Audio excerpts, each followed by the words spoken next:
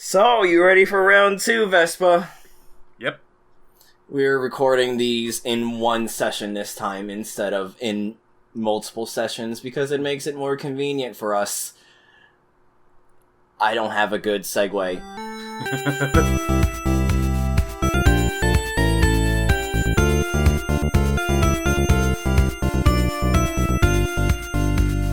Welcome to the Title Pendering podcast, the Knuckles comic recap podcast wait, let me try that again. The Sonic comic recap podcast forget it. I'm Mecha Camilla, and I'm joined here by Knuckles' long-lost ancestor, Vespa the Echidna. They look completely indistinguishable from Knuckles, except that they're taller than Knuckles and wear glasses. Hello. I am Vespa. How you feeling on this? I'm a bit more positive on the last batch, at least. I'm glad it'll be, as pardon the pun, chaotic as it will be. I'm glad we're finally going to dive into the Knuckles stories proper. Eventually. We'll get there eventually. But to get there, we have to first begin the recap zone.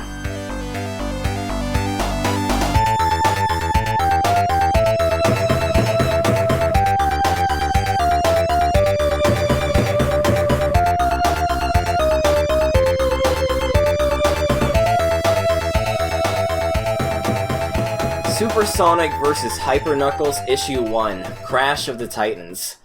Knuckles has left Angel Island heading directly towards Robotropolis. Sonic immediately thinks that he's trying to make a deal with Robotnik, despite the fact that Knuckles is aware that Robotnik has tricked him twice, and heads off to confront him. Knuckles, however, is heading towards Robotropolis to try and find the Lake of Rings in order to find more Chaos Emeralds, so that Robotnik can't use their power for evil.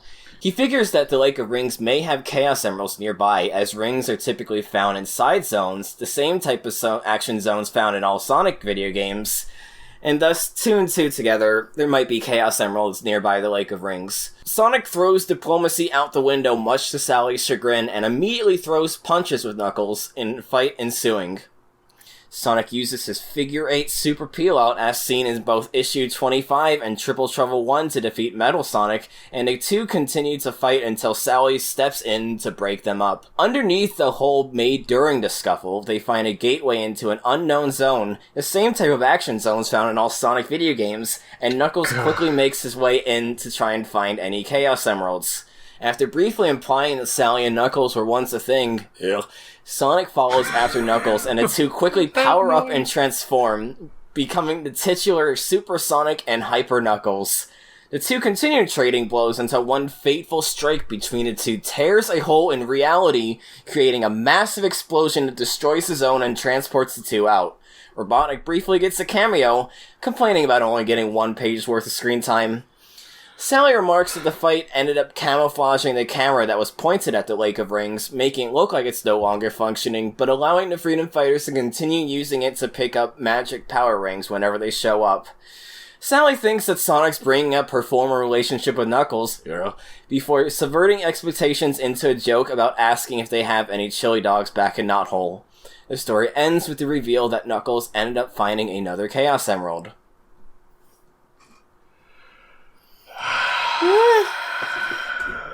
I didn't like the story that much, honestly. Damn, you weren't like all of the kids? Because the thing we didn't mention in the Sonicgrams is people were apparently writing in expressing disappointment that Sonic and Knuckles barely fought in the Sonic and Knuckles special. And so this is basically the answer to that, is that they have a longer fight that goes on for much longer, and it sucks. It basically just... The way I described it is, it basically feels like an RPG, where it's like, Sonic is like, oh, I'm gonna throw a haymaker, and then Knuckles responds like, well, I'm gonna dodge and do a metal fist, or whatever, you know, like, it is basically just back and forth between the two with little seeming plans. It is just, they go back and forth trading blows, and it's just not interesting of a fight. Yeah, this is the kind of thing I think I said before about how what probably seemed cool in the 90s hasn't really aged well and looks kind of lame now.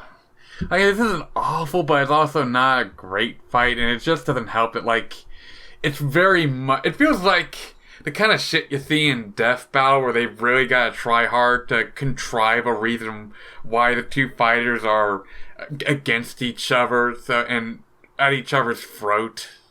With this, it just feels so dumb and, like, forced in for Sonic to think that, like, Knuckles, of all people, is the one trying to strike a deal with Robotnik, despite twice, like you said, twice now, he was tricked into, like, helping Robotnik. The first, like, with Robotnik actually helping him. The second with, like, Robotnik sneaking shit into the island. So why he would think that... And also, Knuckles saved Sonic and friends from Robotnik in the Chaotic special. So at this point, he should know better than to jump to conclusions and think that Knuckles is going to strike a deal with Robotnik. It's just forced him to get a fight. The overarching problem with this section of story is that Sonic and Knuckles are constantly at each other, which is fine in and of itself, but it's also just very forced. Like, there's just no reason for them to constantly be at each other's throats, no reason for them to constantly distrust each other all the time, and it feels like half the time it's Sonic just antagonizing Knuckles for no good reason. It's the problem I had with Sonic as well in Sad AM, and to a lesser extent some issues of this comic. Like, he just gets, like, really, like... Sonic, like, I get, he's the smart aleck, he's, like, the cool guy, and he can, like, jump to conclusions and all. But still, it is just so goddamn annoying sometimes dealing with him, like, starting shit with people for no real reason other than he finds it funny, probably. Like I said with it, I think it works best in adventures, given he's playing off of a bunch of, like, goofy assholes. Like, goofy bad guys that, like, who are, like, terrorizing the world and such. So it doesn't feel as bad, like, that he's, like, antagonizing and messing with jerks. With this, this with Knuckles, as well as, like, sometimes with Sally, like, more so in Sad AM than the comics, it just feels like he's just wanting to start shit because he's a little shit, you know? Putting that aside, there's other stuff that I just don't really like about this, like, it's Art Momenti doing art again, and that kind of contributes to the fact that why I don't really like the fight sequence.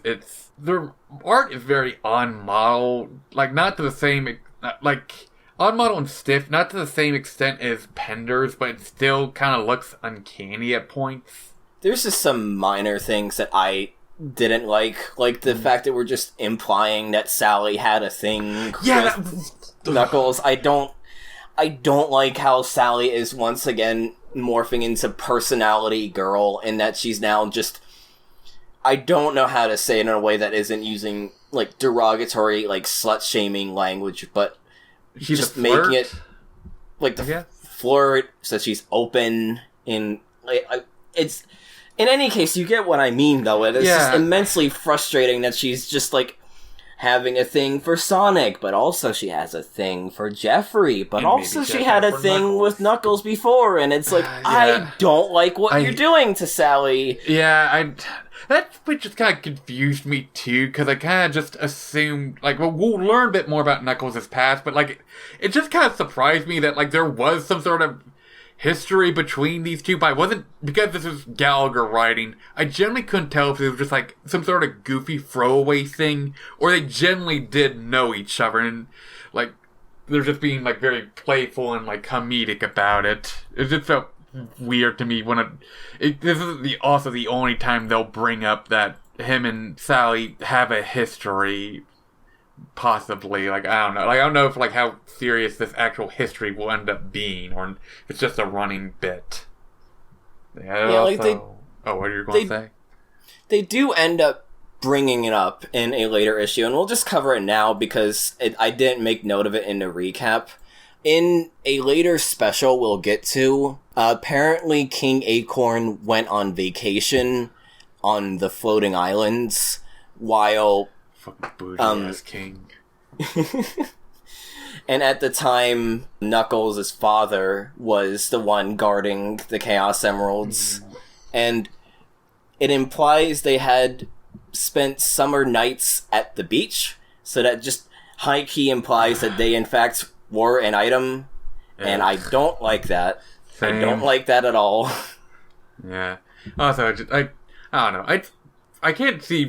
I know it's, like, later stuff, but, like, I just can't see Knuckles being a romantic. I'm just so used to him being a loner for all of his life until Sonic came around. So it's just weird to think of him, like, having a romantic relationship with Sally.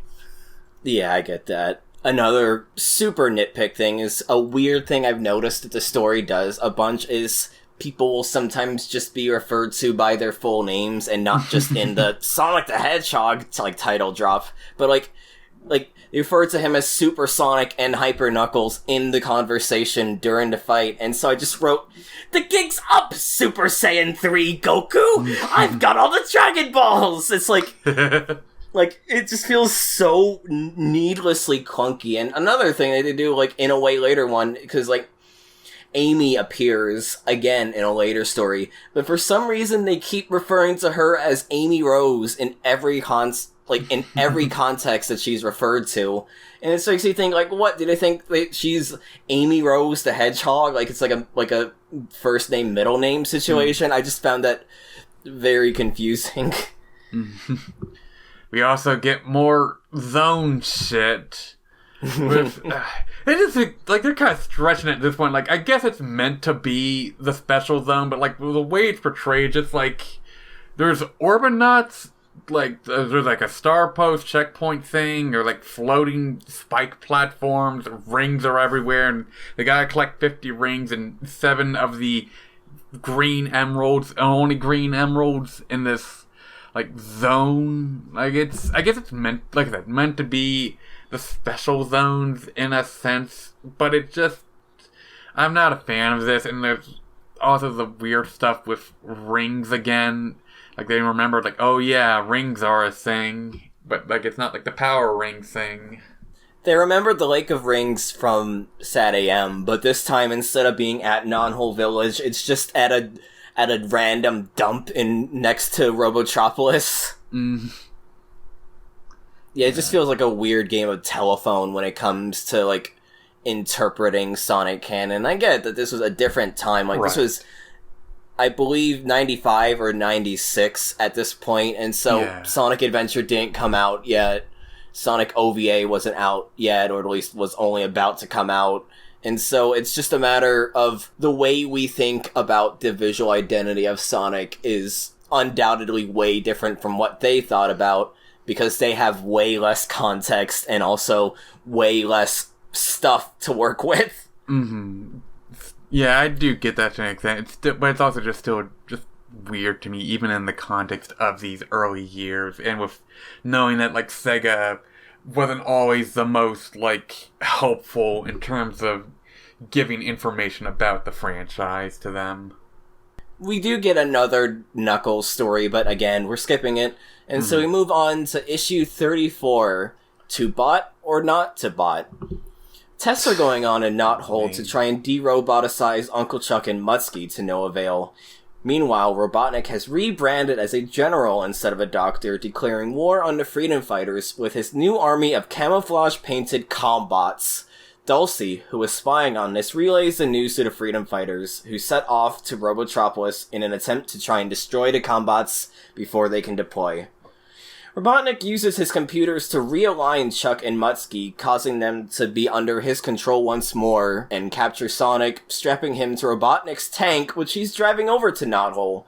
Shortly after, despite previously watching both Robotnik in his aforementioned tank as well as Uncle Chuck on foot at the main battlegrounds with her binoculars, Sally gets ambushed by Robotnik, of whom Uncle Chuck flew in with an aircraft.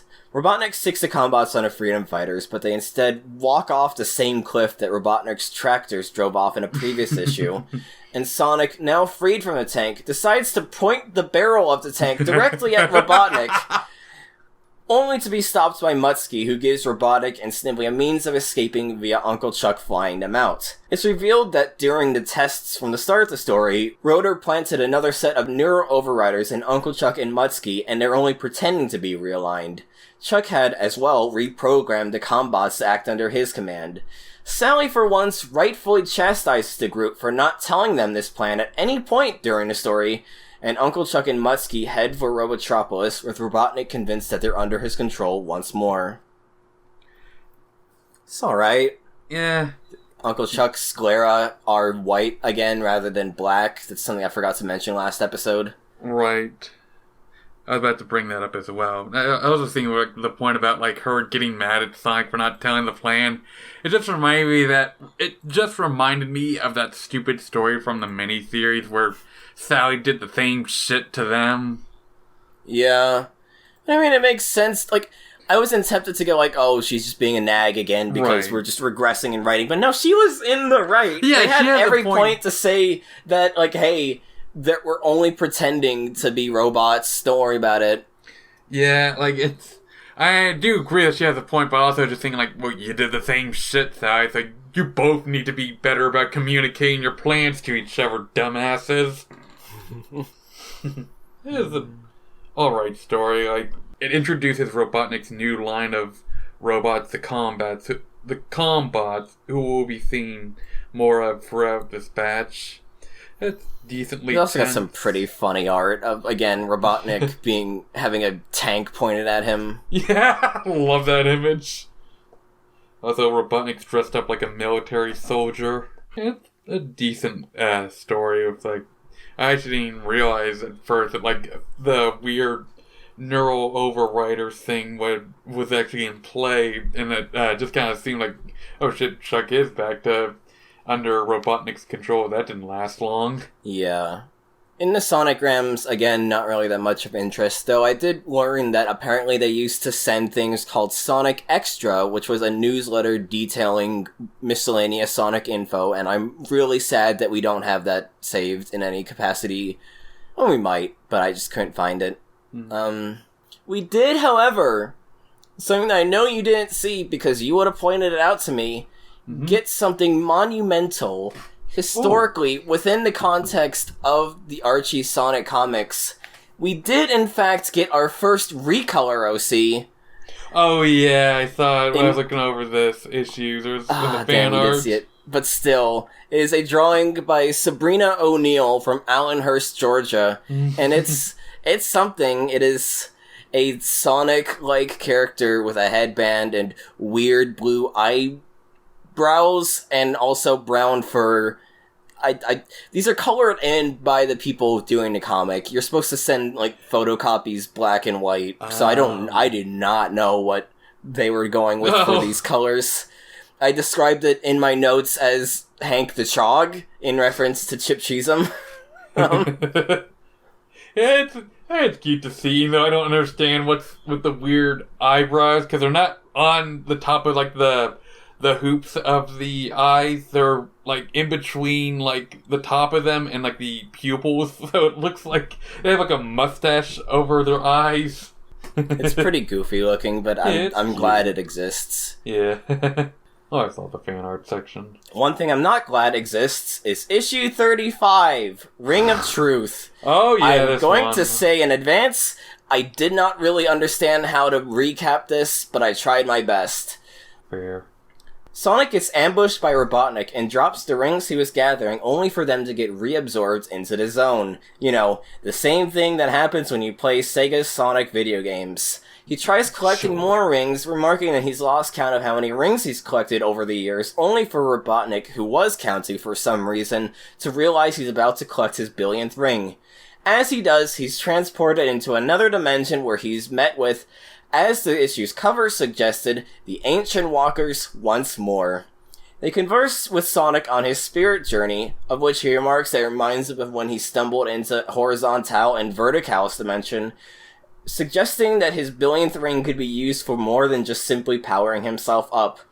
At the end of this journey, he's given the opportunity to ask one question of the Ancient Walkers as a boon for making it this far. and immediately blows it by going, "Just one?" Oh, I didn't even realize that. Exclaiming that this isn't fair, Sonic falls into an existential quandary about the nature of life and the meaning of everything before teleporting back to Mobius and keeping the ring as a souvenir. I hate this story. I can't believe I'm saying it. I'd rather have Alan Cal back. I just rather not have this stuff, period. I get that. Putting aside the ancient walkers and the racist fucking designs, I just do not like this shit. Like, it's the same thing you've talked about before with the whole ring stuff, and I'm starting to see your point. Like, it just feels like it's all just kind of nebulous, and they're, like, struggling to figure out, like, what... Like, rings are, of course, iconic to Sonic. They're the main collectible besides the emeralds. And I get wanting to involve them in some way in the comics, but this just feels so clunky to me, because it's always just so... They don't really acknowledge rings that often for them to make this whole million franc thing seem that important to us. Like, it's... Like, we've had a few stories, like the Alan Cal story, like the first Universe Salamander story, where rings are a thing. And I think we had, like, the Hyper and Super Knuckles fight, had, like, the rings and Chaos Emeralds functioning how they did, kind of like in the Universe Salamander fight. But it just feels like they're just shoving this in, both because, like, oh, it's in the game, so we gotta include it, but also, like, oh, we don't really know how to wrap up the story, so rings and super forms, yeah. I don't know, it's just not interesting, and then, like, it's not interesting, and I just find the rest of this story to be uninteresting. I don't really... It's a bunch of Vision Quest nonsense crap. Like, we briefly touched on it with the Tales miniseries when the Walkers showed up, but it's a lot of, like, heavy-handed exposition and prophetic, mythical jibber-jabber, and I just don't find this stuff that interesting to read through, especially in this case where it's very, like, typical, like, wise, mysterious prophet garbage that countered by Sonic being just as confused as I am over what the hell is happening. Like, it's kind of visually interesting, I guess. Like, it has some neat bits here and there, but I just kind of flipped through it and I was skimming by, like, the halfway through the story and did not give a shit. I don't like this story that much, if that's not clear. Yeah, the imagery is interesting, I guess, but not really that much. At one point, they're, like, using a giant version of the ring as, like, an inner tube and floating through a sea of emeralds. And cool, at least. I summarized the story in my notes as, do you remember when the racially insensitive caricature of natives gave Sonic a ring pop and threw him into the ocean? And I feel like that's basically it, other than the fact that Robotnik is just sitting there waiting for Sonic to return, reading Playboy, and then Sonic rockets out of a portal through Robotnik, because, like, he's in the swinging ball and a mobile thing from the first game. Sonic blasts through and slams through Robotnik's mech, and the perspective makes it look like he would have went, like, straight through and destroyed Robotnik's legs, given where he, like, rips through. And I was like, weird. We do in the Sonic Grams get a rap written by Bobby Milligan in Canada. Oh no! I have not read this. I've only read a little bit of it just now. But I'll try and do it for you. Oh, no, please don't. I'm good, bud. Yo, I'm Sonic the Hedgehog and I'm really fast. If you dare race me, you'll come in last. When I zoom by, there's a streak of blue, and I bet you any money that I could beat you. Sonic the Hedgehog is way past cool, and everyone knows this, even a fool. My friends are Rotor, Antoine, and Tails, but compared to me, they're all snails. I'm Sonic the Hedgehog, the fastest thing alive. If you count down from 6, I'm there and back in 5. Robotnik is my enemy and Sally's my girl. If you switched it around, I'm sure I'd hurl. It's written by a kid. I know, but God, I hope so. Really? I really hope that was a kid that wrote that. Thank you, Bobby. Jesus Christ Almighty. There is another thing in the Sonicgrams that I'll just briefly touch upon now, is that they've started writing down the names of people who have written in, but like their letters aren't addressed. And at this point, it's just like one of the 3 columns in the Sonicgrams. Eventually, it just gets so many people that they start dedicating entire pages to it. It's kind of cute, honestly. Reminds me of like a Patreon scroll at the end of a YouTube video. Yeah. I mean, it's also confirmed, I think it's confirmed earlier, but they do confirm that SatAM at this point has ended, and that Adventures of Sonic the Hedgehog is currently syndicated on USA Network, which, I don't remember that channel. Do you? I mostly just remember it as that channel that my mom used to watch Monk and, I think, Blue Blood. Oh yeah, no, I do remember that, yeah. Yeah. Because my parents also watched Monk on there. Yeah, I've always heard about USA having cartoons like this, like the Sonic cartoons on it back in the 90s, as well as like stuff like, I think, Street Fighter and Mortal Kombat's cartoons as well. Also, at this point, Scott Fulop leaves as editor, which was interesting to see. He did a lot of good work, but so long, I guess. We then move into issue 36, which has... If you thought the cover for Tails issue 3 was out of place, this one is way more out of place. It goes pretty hard, I'd say. It goes really hard. It has basically a Horseman of the Apocalypse on the cover. It's just really out of nowhere. It is a single story issue, and we get the story The Heart of Darkness. An armored figure rides a horse in the Zone of Silence, much to the confusion of the Freedom Fighters. Trying to figure out what's going on, they notice that Dr. Robotnik is messing around with magnetic fields, and Sonic rushes over towards Robotropolis to intercept whatever he might be planning, figuring the 2 events are connected. We learn that Robotnik is actually taking responsibility and trying to manage the dimensional portal he has, only for Sonic to rush in against Sally's wishes and ruin everything, tying Snively up and destroying the machine in the process. We learn more about Robotnik's backstory, particularly that Robotnik had a mentor named Kodos, who developed several different tools to plan his takeover of Mobotropolis.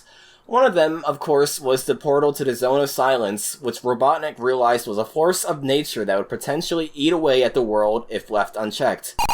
Actually, looking over it again, it seems more that Kodos invented the Zone of Silence, not just a portal to it. Keep a pin in the idea that Kodos was the one that created the Zone of Silence, though. The machine that Sonic had destroyed, in fact, was a photon cannon made to maintain the dimensional portal, and as such, Sonic is tasked to go to the Zone of Silence to use Robotnik's energy inhibitor as a backup plan to halt the Zone's advances, save the universe, and potentially free King Acorn. Sonic, of course, is distrustful, but plays along and enters the Zone of Silence alongside the rest of the Freedom Fighters. As they arrive, they're immediately accosted by the armored warrior from before, who demands that they surrender. Quickly, a scuffle breaks out and the helmet of the figure is knocked off, revealing the armored figure to be none other than King Acorn himself. It turns out King Acorn's evil now, knocking away his daughter and calling her a witless female for not finishing him off when she had the opportunity. After being held back by Tails and Antoine, Sonic thinks fast and reaches for the energy inhibitor, activating it and sending themselves launching back home. King Acorn's fate is ultimately left in the air as the story wraps up, finally taking us into, after a constant skipping around for pacing purposes, the Knuckle Zone. But we'll get into that after we talk about this issue. I kinda like this story.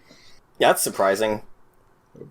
Why? Because like the track record of the last couple issues? More so just because King Acorn's design as the Horseman of the Apocalypse is just really out of place with everything that's gone on so far.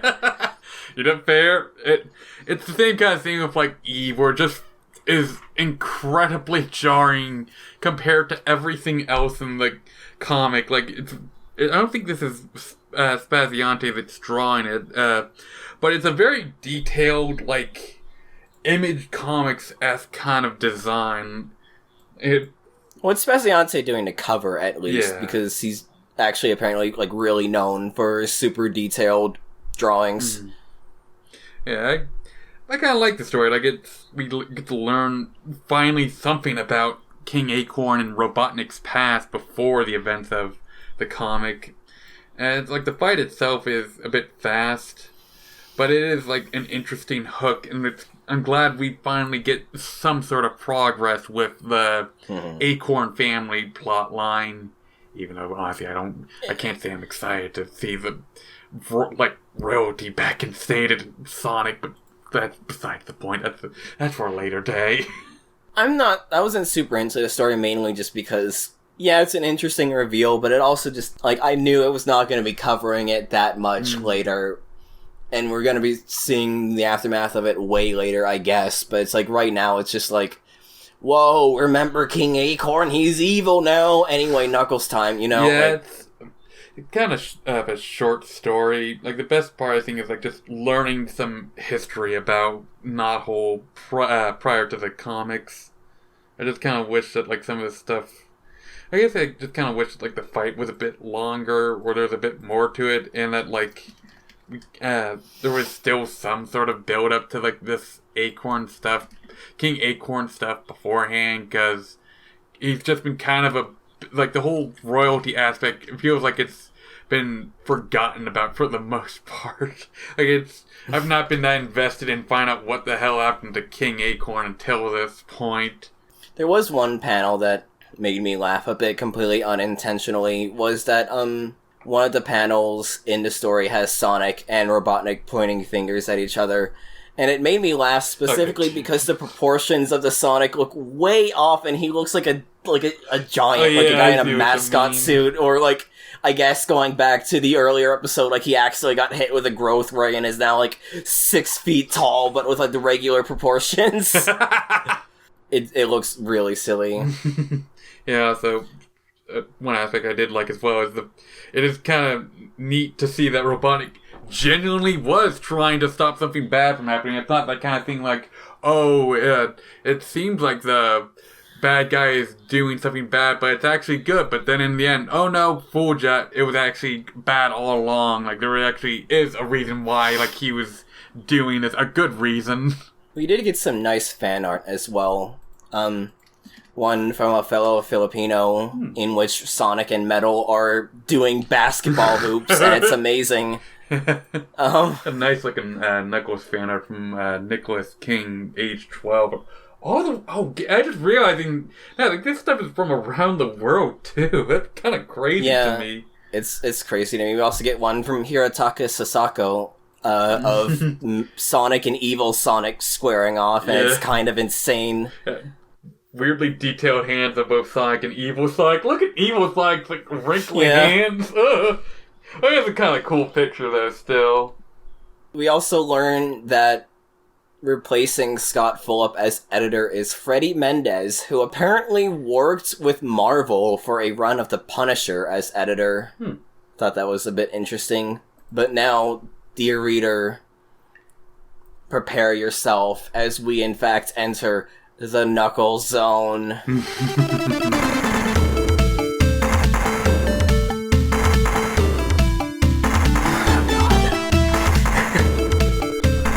Get in the thick of it. I'm looking forward to this. Fire Drill from Sonic & Knuckles Issue 1. On Angel Island, Knuckles hears an explosion coming from the beach and goes on a wild goose chase trying to figure out who caused this, believing it to be Sonic. He stumbles upon a strange ruins within the Sandopolis zone, but after several traps, ends up breaking through one of the walls, following further footsteps to the edge of a cliff. Giving up on his chase, the shadowy figure who eluded him proclaims that he's got a lot to learn and that class is in session. First contact from Triple Trouble Issue 1.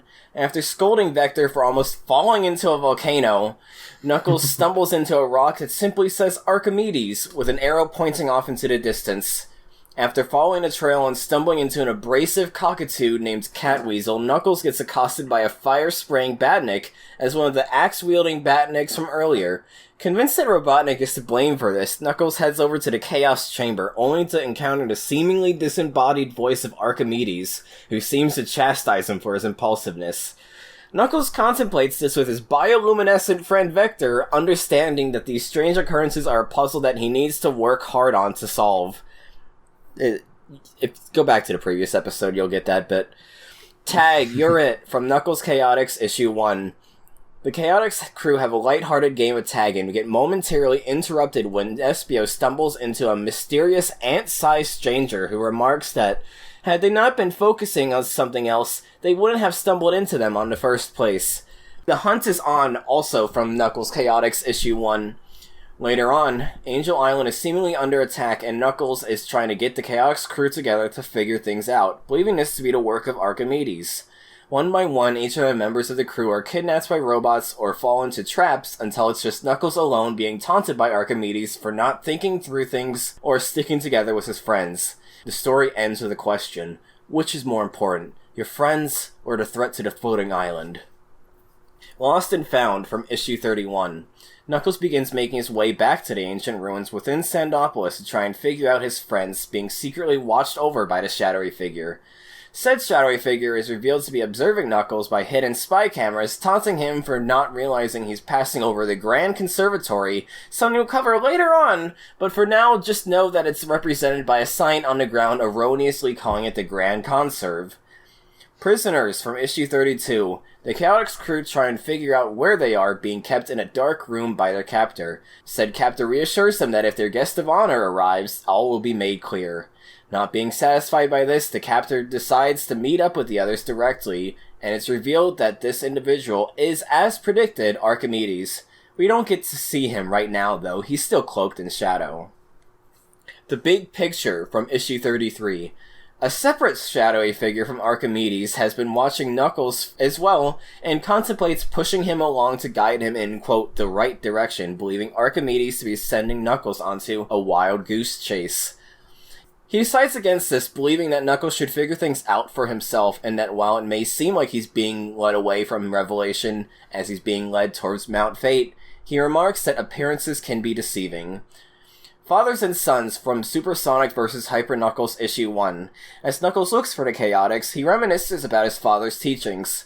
His father taught him to study the situation at hand before rushing into action, and that it's important to know your enemy. It's revealed within this flashback that his father had said farewell to him at the Forbidden Zone, at this point in continuity now depicted as a giant wall of energy that then shifts into a wall of fire.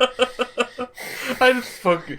It's because, like, there's, like... I sent it to Cammy. We'll get to that. He tells Knuckles that he's to carry on the responsibility as guardian of Angel Island before come.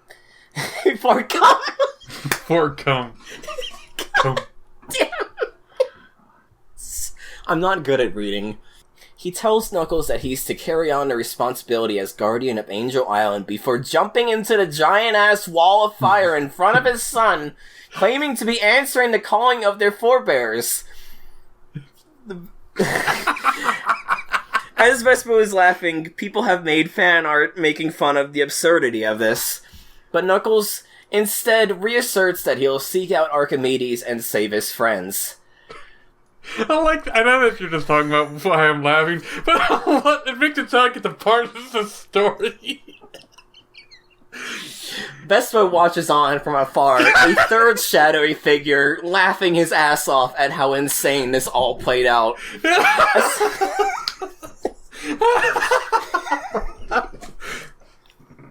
A sense of this is the worst. This is the worst. A sense of history from issues 34 through 36 with some additional addendums from the Tales miniseries issue 3. Arriving at Mount Fate, Knuckles reflects on the tale of his civilization as told by his father. Yes, we're hitting an aside within an aside. This is how far down the rabbit hole we've fallen. Embrace it! Echidnopolis was one of the most technologically advanced civilizations on Mobius, and in fact was actually part of Down Under. Knuckles refers to this time being part of Down Under as when they were grounders. As told in Tales Issue 3, their constant desire for scientific innovation and building skyscrapers caused them not to notice an impending white comet until it was almost too late. They harnessed several Chaos Emeralds to separate Echidnopolis from Mobius. In Issue 3 of the Tales miniseries, Altair is revealed to be Knuckles' great-grandfather and describes this story to Tails with disgust, describing the Echidnas leaving the planet scarred, having broken a sacred covenant. And to make things clear, the crater in which he lives in is in fact where Echidnopolis once was. Generations later, the civilization has learned to adapt to living isolated on a floating island, though many yearn for the days of being part of Mobius once more. The narrative now shifts to focus on two Echidna scientists, Dimitri and Edmund.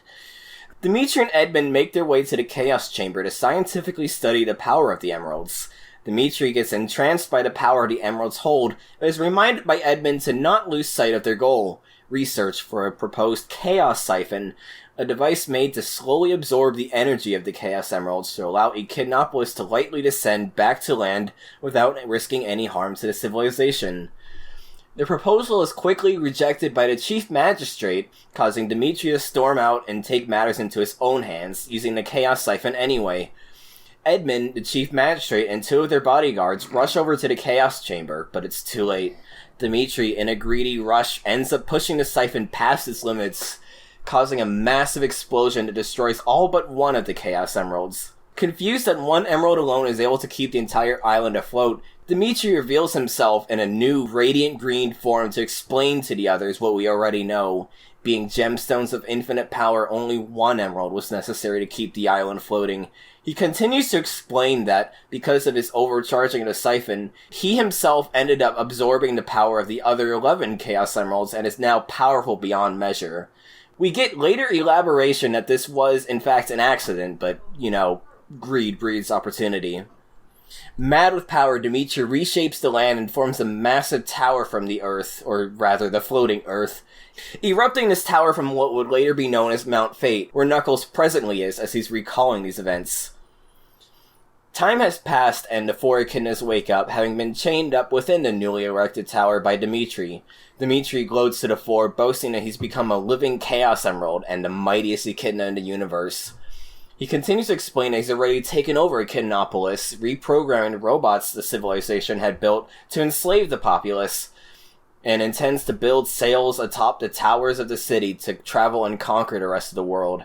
He showcases the sturdiness of the tower he's built by firing a blast of energy at the wall, only to notice that fire ants have eaten into the foundation, with the collapse imminent. Everyone is able to escape aside from Edmund, who remained trapped underneath the rubble. As an aside, as if the Swing Low Sweet Chariot lines didn't confirm it already, which we did actually canonically get someone singing that at one point in the story, the magistrate directly quotes Proverbs 6:6, the King James Version, "Go to the ant, thou sluggard, consider his ways and be wise," and gives thanks to the humblest of God's creatures for saving them. Feeling remorse for their hubris, the members of Echidnopolis renounced technology and wigs because the magistrate had a powdered wig that he got rid of. Tear down the city and appoint a guardian to watch over the Chaos Emerald. Edmund was the first to be appointed as a guardian and is revealed through a lengthy chain of succession that he was, in fact, a long great ancestor of Knuckles. Finally leaving this flashback, Knuckles ponders what was the point of any of this before realizing something. Earlier on, he had passed by the Grand Conservatory, an underground city which the surviving Echidnopolin technology was stored as an acknowledgement of the accomplishments the city once had. Believing Archimedes' headquarters to be in the Grand Conservatory, Knuckles thanks his father and reiterates the lesson that those who fail to learn from history are doomed to repeat it, and sets off, finally taking us into the Knuckles miniseries. Let's just take a brief break to just talk about that. First we need to discuss the fact how this was being presented before we get to the miniseries itself. it's like, as Kami said, these Knuckles stories were being put into pretty much every issue of either Sonic proper or in like the special stuff, like the Sonic and Knuckles special. But like they vary in length of just how many pages they are. Like I remember a few of them are just like 2 pages maximum, I think. 2-3 pages. Others are like the flashback to the Echidna lore is like much longer and like takes up a good chunk of the book. So, but the fact of the matter is, it's all piecemeal, and it read to a very frustrating read, as you would have to, like bits and pieces of across each issue. And they do end up recapping a lot of this in the Knuckles miniseries. But the fact of the matter is, I made this better for you, dear listener, by putting it all in one section. And it would have been maddening to do it in its original intended format. Yeah, it was tedious to read through it just like in a binging read format that we did. Like, I can't imagine how this would have been monthly. If you were a monthly reader, much less one that just stuck to like the main issues and couldn't get the specials for whatever reason. Yeah. It's just what I hate about comics, is that, like, I'm fine with, like, how hard it is to get into continuity, because, like, everyone says, just jump in with an issue and see if you like it, you know? It's not a matter of, like, if you like an issue, you can back read and see what else is there. But it's also just a matter of, this story is just incredibly piecemeal, and you end up having to just read a little bit and then be like, oh, I wonder where this is going. I guess I'll have to wait an entire month, and it is just annoyingly tedious. Yeah, it doesn't help. Like, with the shorter length of some of them, it just feels like some of them are just there to tease another story, or like tease like the eventual Knuckles miniseries.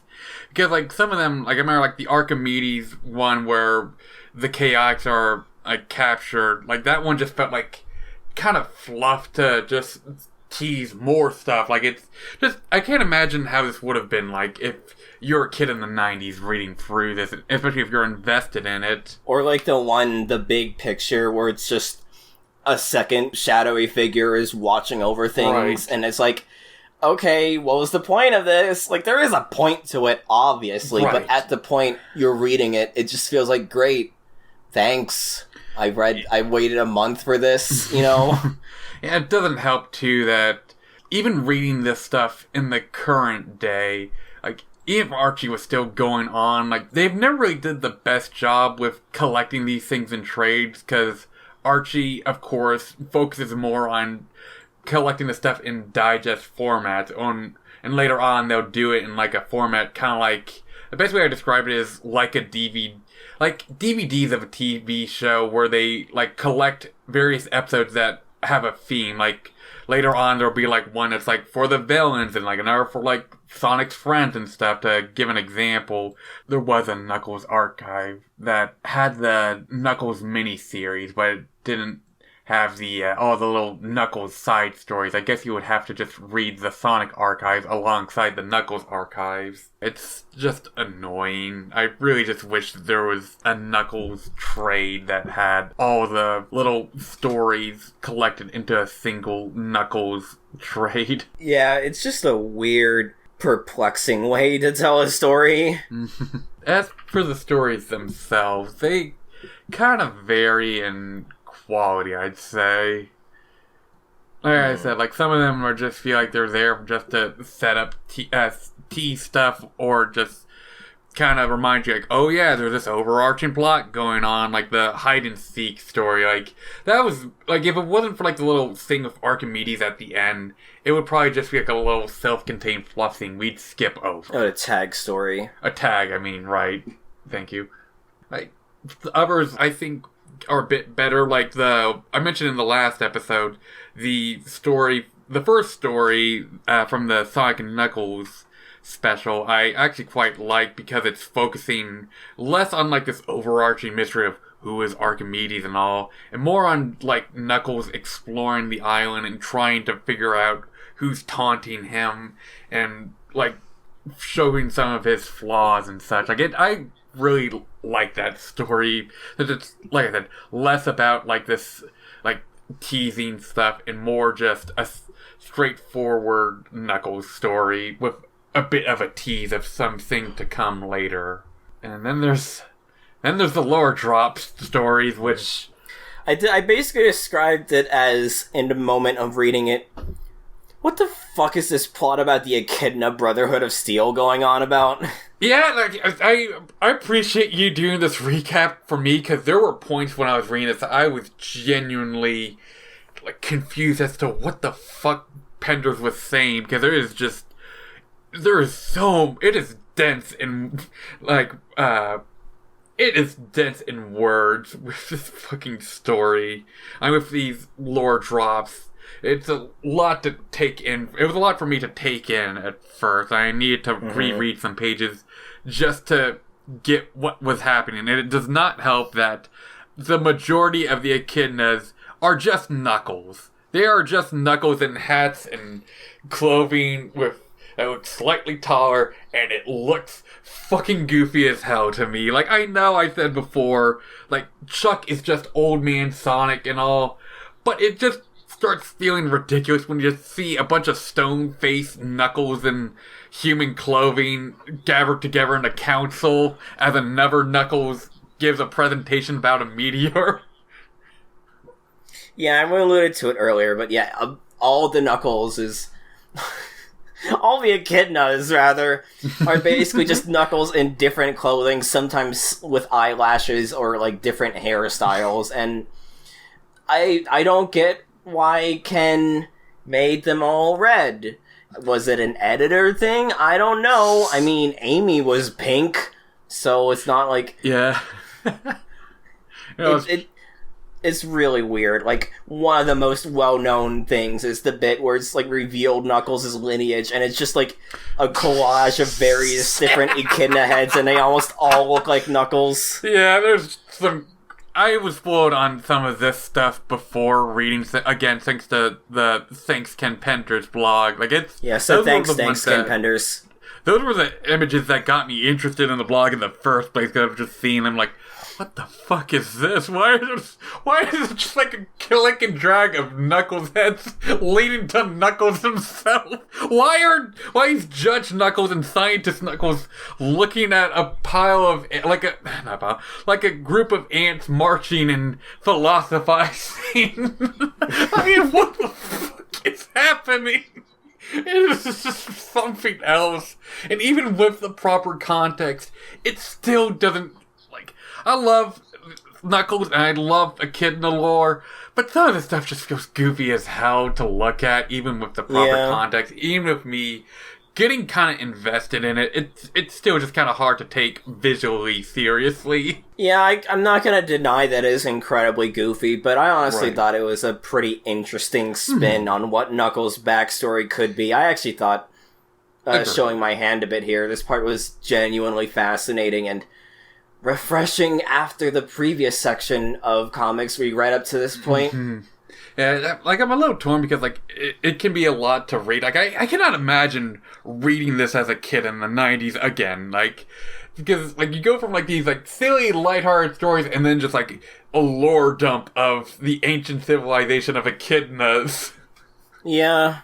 But I do think it is interesting, especially when you compare and contrast it with the origin of the Echidna clan we'd get a few years later in the games proper. Like, of course, it's not one-to-one, but there's still, understandably, that, like, kind of theme of, like, an Echidna getting too power-hungry and it dooming the rest of them. With the games, it was Pac-Man and him being influenced by, like, wanting to conquer and get power from the Master Emerald. And in this, it's Dimitri with him getting slighted by the Council when he comes up with a plan that could help them and going power mad when it goes wrong. Yeah, and I mean, like, ancient lost civilization is an annoying cliche, but, like, I don't know, I thought it was neat. Yeah, one gripe I'm a little torn on, like, the whole futuristic aspect of the Echidna society. Like,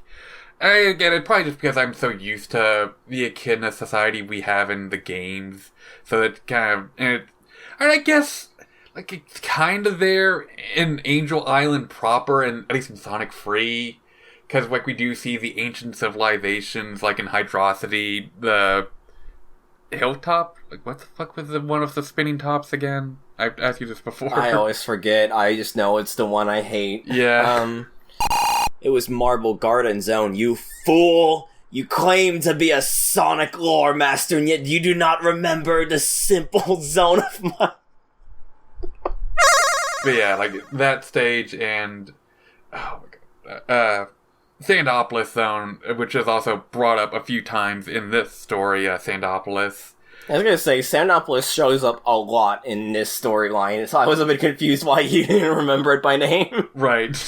Yeah, it's kind of neat to see, though, like, what, like, the writers thought, like, Echidna lore would have been like, and thinking on it, probably, like, I don't know how much thought Sega had when they were coming up with Angel Island and Knuckles back in the Genesis era, if they ever thought this far ahead, given, like, the closest, like, we do get, like, bits here and there, like the mural during the Knuckles fight in Free and K / Sonic and Knuckles, as well as, like, there was a bit in, there's a bit in Knuckles Chaotix in the Japanese manual that hints at, like, an ancient society that used the rings in that game that kind of lines up with what happened with the Echidna Society in the games, but, like, given it from a Japanese manual for one of the least recognized Sonic games, like, who knows, like, how much that, if that was ever, like, basing off of any lore they had in mind or not. But still, it's cool to see. And I also, like I said, I'm a fucking sucker for Echidna lore. I'm glad that we had, like, there's some stuff to dig into with this. But that takes us into the Knuckles miniseries with the story Rites of Passage. Knuckles makes his way into the ruins of the Grand Conservatory, evading various traps as he pushes through and tries to find Archimedes. In parallel, we also see a figure cloaked in shadow erupt from Mount Fate and begin a super-powered collision course towards the conservatory. Knuckles eventually makes his way to Archimedes, finally revealing himself to be an Australian fire ant. Despite how confrontational he's been up to this point, he reveals himself to be friendly and accommodating, if snarky. Knuckles confronts him regardless, but is interrupted by the figure from before, an echidna clothed in heroic garb, once known as Dimitri, now known as Enerjack.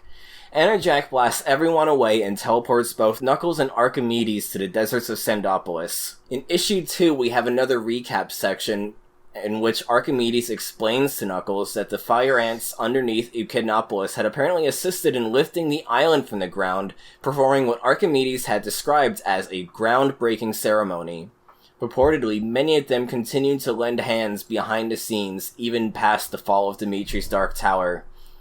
Stranded in Sandopolis, the two of them try and get their bearings, fighting off a giant sandworm, heat exhaustion, mirages, and encountering an unexplained boon of food and water after being talked to or perhaps reminiscing on the teachings of Knuckles' father, before ultimately finding out Enerjack has erected a massive stone city built where Echidnopolis once stood, now dubbed Necronopolis. They storm the Citadel, fighting off robot after robot, before stumbling upon the Chaotix, now mind-controlled and under Enerjack's influence. In the final issue, Knuckles and Archimedes easily fight off the Chaotix until Enerjack manifests from thin air, using his boundless energy to remove the air from around the two, suffocating them until they pass out. Archimedes recaps his backstory for a third time in a row because it's a miniseries, recaps are plentiful. While this is going on, Archimedes signals for his fire ant brethren to move in, and the two disappear in a puff of smoke, something that Archimedes has been known to do, but I've not had a good place to explain it until now. They use said disappearing act to ambush Archimedes and get one over on him, engaging in a fistfight as the fire ants move in parallel to dismantle the tower from the outside. Knuckles reveals within this fight that Dimitri is his long great uncle and that Dimitri and Edmund were in fact siblings. This might be a reference to a soap opera, because I searched Dimitri and Edmund and I got a thing from All My Children, but anyway. That's a fucking pull if that is the case. As the fight goes on, giant rockets are revealed to clamp themselves onto Enerjak's tower and begin tearing the room the fight is going on in apart from the rest of the tower, launching off into space with Enerjak inside of it. Knuckles and Archimedes were freed by the fire ants as they cut a circle around the two of them, and they fell down back to the ground. Necronopolis dissipates, vanishing into nothing, and the Chaotix are revealed to be fine. Knuckles thanks everyone for being a good help, and despite not knowing why an oasis came and went out of nowhere in the desert, or why the tower was flung into space, as the fire ants reveal that the rockets were not their doing, the group celebrate being victorious over Enerjak and head home to party.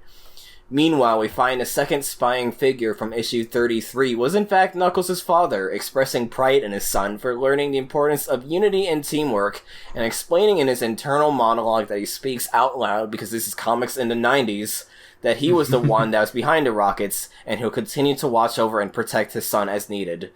Knuckles and Archimedes celebrate their newfound friendship as we end on the obligatory reveal that Enerjak has in fact survived and will one day return. Genuinely one of my favorite stories we've gotten in the comics so far. Absolutely. Hell yeah. My main problem with it is that issue to issue, it doesn't really feel like much of substance is going on, but also I get that. There's enough going on that it just feels like a fun ride. It's just like a turn your brain off and fun enjoyment. One thing I had commented on in my notes for the previous episode was that when Ken's writing, you can tell that he was someone who had a lot of influence by, normal comics, quote-unquote, Definitely. rather than, Mad Magazine, with Gallagher, because it has much more a feel of, what you typically expect from a comic, rather than, say, Gallagher or Desasare's work, where it just feels more episodic, like you're watching an episode of, Sad AM or something. And so, yeah, it doesn't feel like much goes on, as you could probably tell by, the issue divisions. But it was still, a really fun ride. I really liked Enerjak's design. I really liked I just really liked everything that was going on in there. I thought it was cute that Archimedes and Knuckles were roasting marshmallows after defeating a giant sandworm in Sandopolis. There's just a lot of cute things going on there. I like how there's a map of Angel Island, as well as a map of, the tower, and then Echidnopolis/Necronopolis at the end of each issue. Yeah, I really love this miniseries. I like some of the Knuckles stuff we got before with the setup to this, but this is definitely, I think, the strongest of the miniseries we've gotten of them. Sally's was fine, Tails was meh, but this felt I think this one works the best because it's focused just on Knuckles himself and his story, as well as the arrival of the new villain Enerjak. So it feels a lot more focused. It's mostly just Knuckles and Archimedes that we're following. So it's not getting caught up on the new guys that they got to introduce in the Sally and the Tails miniseries. And it just has Enerjak as the main villain. It honestly felt more of it is a miniseries, so it feels like it, but honestly kind of reminding of event comics, where it's there's build up you need to read up to that point, and then it's right. It kind of just leads right into the story, and it's yep, here's the story. There's not really much preamble to establish the world because it's expected for you to have read everything else. So they do have recaps for everything. Brief aside. Right. There was, in the fan art section, an 8-year-old cosplaying as Knuckles, and it was absolutely adorable. I'll post that on really cute screen for the YouTube upload of this. But yeah, neat story. One thing I do feel a little mixed on is the whole importance of the ants to the echidnas. I didn't really know this until reading the comic, but apparently echidnas do eat ants in real life. Yeah, because it's something we covered in the 2 episodes ago, I think, 2 or 3, in that echidnas are referred to as spiny ant eaters, and so that's right. Basically the joke. Also, brief aside before I let you continue, I got spoiled on this because I was looking up stuff for the podcast, but yeah, This is the second time the main character has been in a desert with an ant who's been trying to guide them, because that also happened in What's Old is Newt again. And it's like, right. That's weird. Yeah, I thought that was kind of funny, too. Yeah. But yeah, you were saying about your feelings towards the echidnas versus ants thing. Yeah, like, I get the reason why, given ants are, like, the prey of echidnas in real life.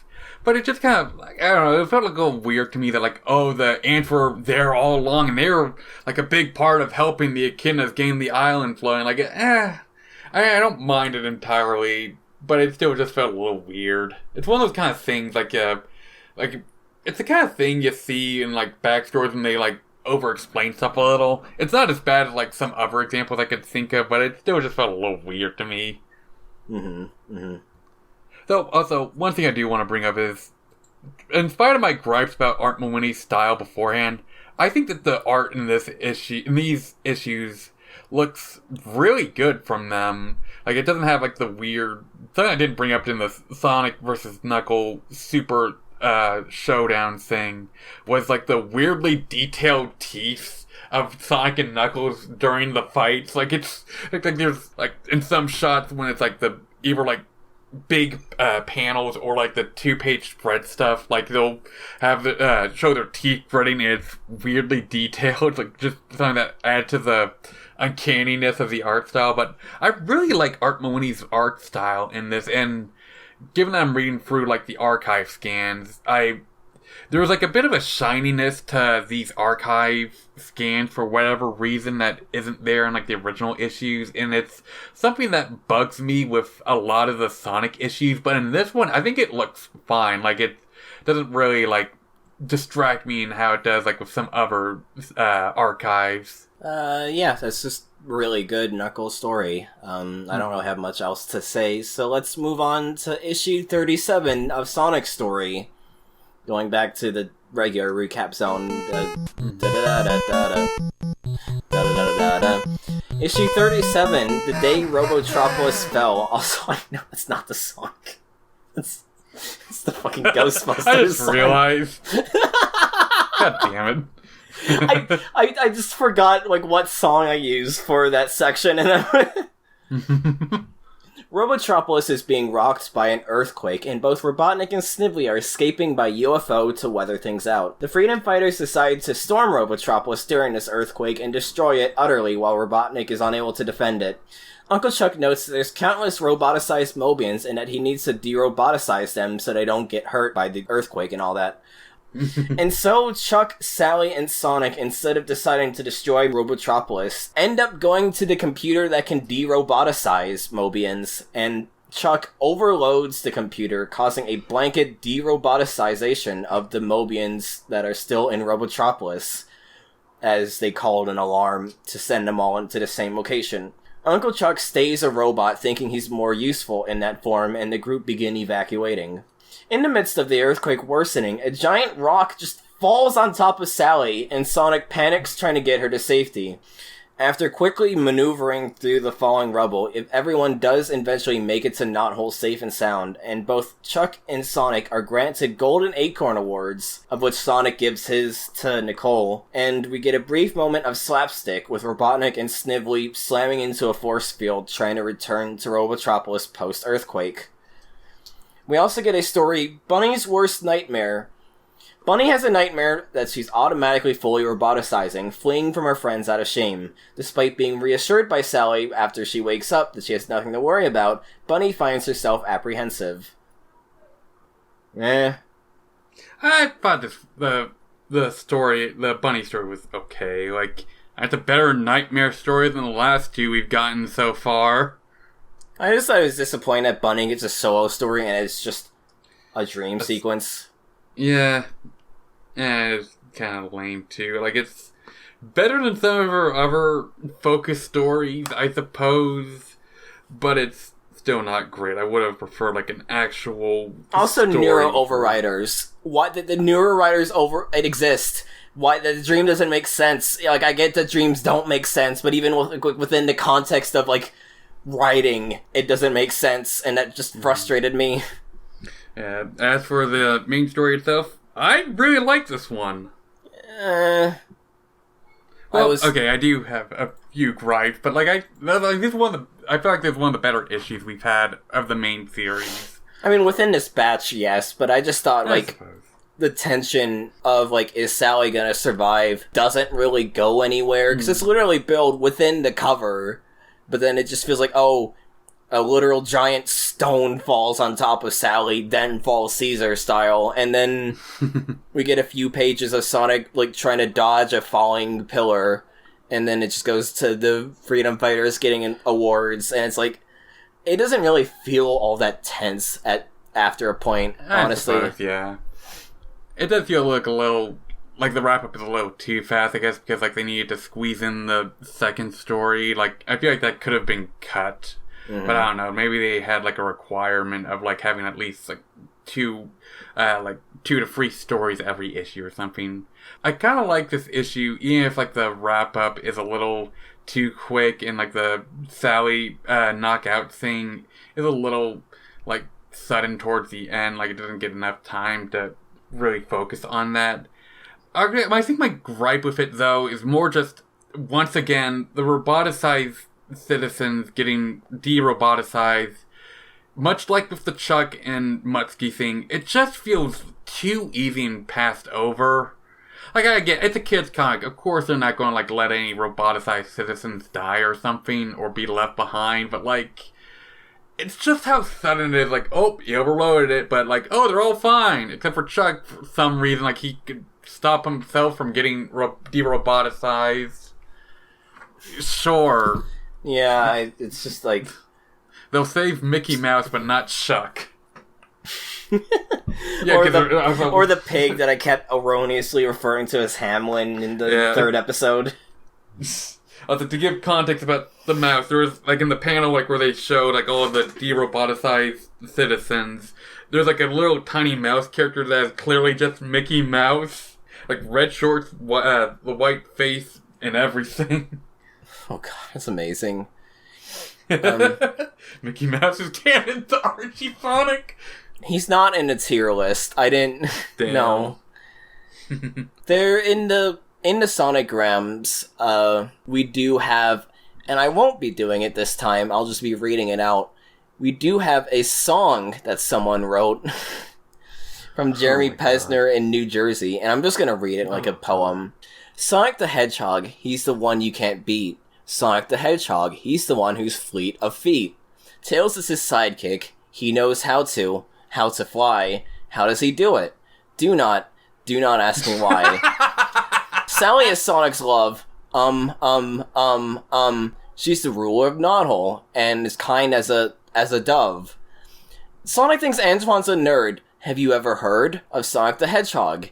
He's the only one. His partner's Bunny Rabbit. She's half robot, half rabbit, and helps Sonic out a lot. Rotor makes machines just like Sonic's enemy robot, Robotnik.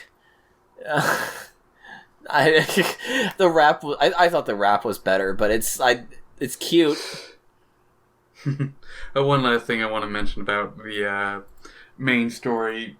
Given the earthquake happens, Robotropolis is completely decimated for the time being, and it ends off with Robotnik and Snively returning as they plan to get the repairs going, but Snively fucks up and gets them blown up.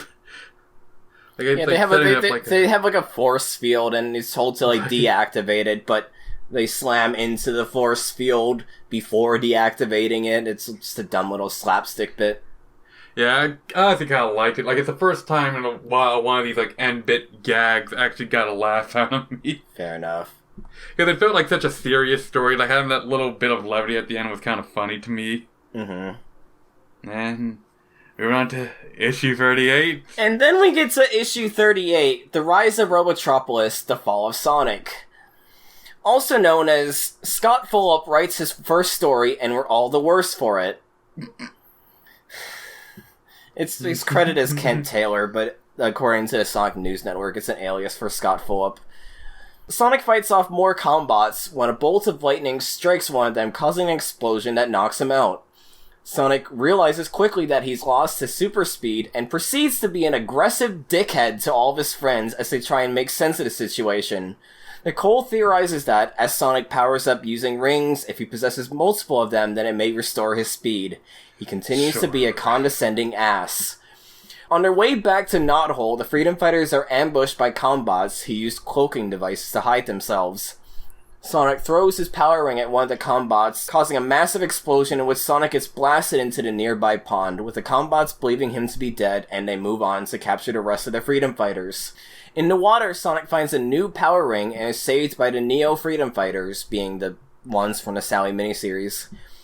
They convene with the spy network from earlier in the previous episode and plan an infiltration, revealing that Robotropolis isn't completely safeguarded anymore as a result of the force field gag from the previous issue. And thus the hardest part will be managing along narrow walkways as they get to the lab in which the Freedom Fighters are being held. Sonic nearly falls to his death, but is rescued by Dylan the Porcupine, to which he immediately continues to be an aggressive douchebag to, before the group stumble into a trap by Robotnik and get assaulted by even more combots. In the scuffle, Sonic realizes, oh wait, I had a second power ring in my backpack all along, and then fighting the combots ends up finding a third power ring, being the one he threw at one of the combots earlier. Sonic uses all three power rings to get his speed back. Robotnik flees the scene, but not before revealing that there's a bomb in the lab they're in, and then the bomb immediately explodes, and then we're immediately shown everyone having escaped in the nick of time, all within the same page, 3 panels apart from each other. Sonic vows to fight Robotnik again, and we're given a cut-in panel that inexplicably spoils the next story. We'll cut that for your sake. We also get bedtime tales. Sonic is sick with a fever, and Tails reads some comic books he made to him. It was shown in the Tails miniseries, something we forgot to mention because there's no good point to mention it, that the recaps for each issue of the Tails miniseries were told through embellished comic books that Tails wrote about his story thus far. And they look really ugly. I'm sorry, I hate it. A 5-year-old going on 10 made them. You need to be nicer about it. Anyway. It was a grown-ass man just pretending to be a 5-10-year-old fox. The story that Tails writes for Sonic is an homage to the Fantastic Four, complete with Robotnik as Galactus, and the punchline being that the comic is advertising golden cream-filled twinkles, mainly as a reference to the onslaught of Hostess fruit pies ads in comics. Sonic is unimpressed with the story. The next day, however, Tails is the one sick with a fever, and Sonic makes the comic to tell him, and it's an homage to Batman, much to his chagrin. We don't see the story, unfortunately, but we do get to see blown-up images of the covers of both comics in this issue. It's a neat story. It's just kind of dumb. Cute. I liked how tongue-in-cheek it was. I'm glad Ken got to indulge in his love of comics a bit more. Yeah, this is kind of like reference stuff I don't mind, given one, it's referencing stuff that clearly the writer is familiar with, and it feels like a fun little homage / parody if you have some familiarity with it. It's also something that kids would recognize, given Fantastic Four is not the biggest superheroes. They're still pretty big and well known. I'm sure kids would recognize them. I thought it was a little too short. I honestly wouldn't mind if the main story was shorter and we just got this, even if it's just a goofy fake story thing. It was generally more fun than the main story. Speaking of the main story, as mentioned before, this is the debut of Scott Fulop under alias Kent Taylor, and I believe the debut as well of Manny Galan as artist, and I mean no disrespect for Galan himself. The art in this story is absolutely terrible. It is some of the worst art I've seen thus far. All the characters are constantly off-model. A lot of the expressions are just downright terrifying. If you thought Ken Penders was known for vacant stares, Galan seems to just also have a lot of vacant stares. It's just a very ugly art style and just a very annoying story. For instance, to explain why I kept calling Sonic a condescending douchebag, The story starts with Sonic waiting for Antoine and Tails, and he goes, "What took you guys so long? Yuck, yuck." And then when Antoine insisted they go back to Knothole before the storm worsens, he's like, "Okay, Frady Fox, we've got the info we need." And then later on, when Rotor explains what seems to have been the cause of Sonic losing his speed, Sonic just out of nowhere snaps at Rotor. It's like, if you had 2 brains, you'd be dangerous, which makes, no sense whatsoever, and it's just really mean for no reason whatsoever either. Rotor, where were you when they were handing out the brains? Shut up. I couldn't help it, but... Shut up. I saw an opportunity. When Nicole is positing a possible solution for Sonic getting speed, Sonic's like, Nicole, once in a while you're alright. And it's like, what the fuck is your problem, Sonic? What crawled up your ass today? Yeah, the thing that got me about that too was in the last issue, he was praising, he gave up the medal that he got for saving Sally because Nicole was the one that helped him. Where the hell did this come from, dude? What a two-faced ass.